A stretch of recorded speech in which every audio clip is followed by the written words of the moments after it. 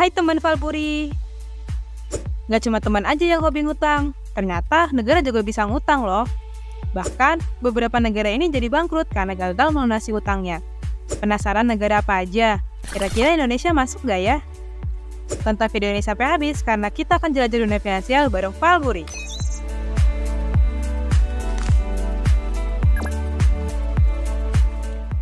Yunani jadi negara maju pertama yang gagal membayar utangnya. Dampak krisis ekonomi di tahun 2010, jumlah gelandangan di Yunani jadi naik 40%. Dari 660.000 penduduk Athena, total ada 20.000 orang nggak punya rumah. Yunani secara resmi menyandang status negara bangkrut sejak tahun 2015. Sejauh ini, total utang Yunani sebesar 360 miliar dolar atau kalau dirupiahin dengan kurs sekarang sebesar 5.400 triliun. Waduh.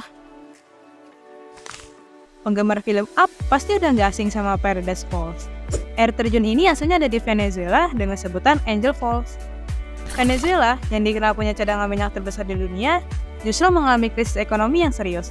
Runtuhnya perekonomian Venezuela disebabkan karena merosotnya harga minyak dunia, ketidakstabilan politik, dan terdepresiasinya nilai mata uang Bolivar.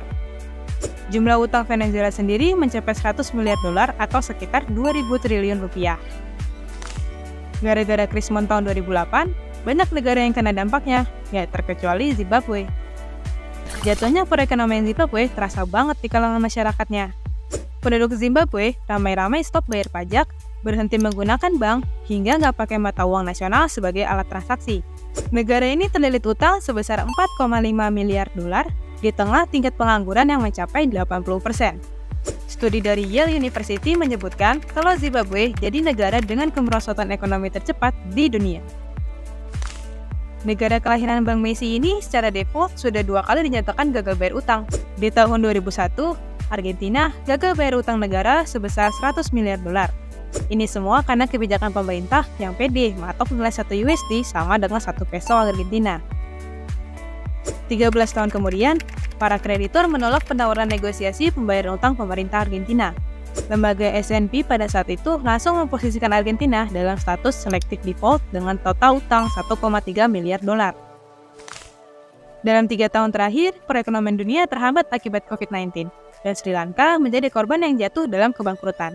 Sri Lanka dinyatakan gagal bayar utang sebesar 51 miliar dolar oleh IMF.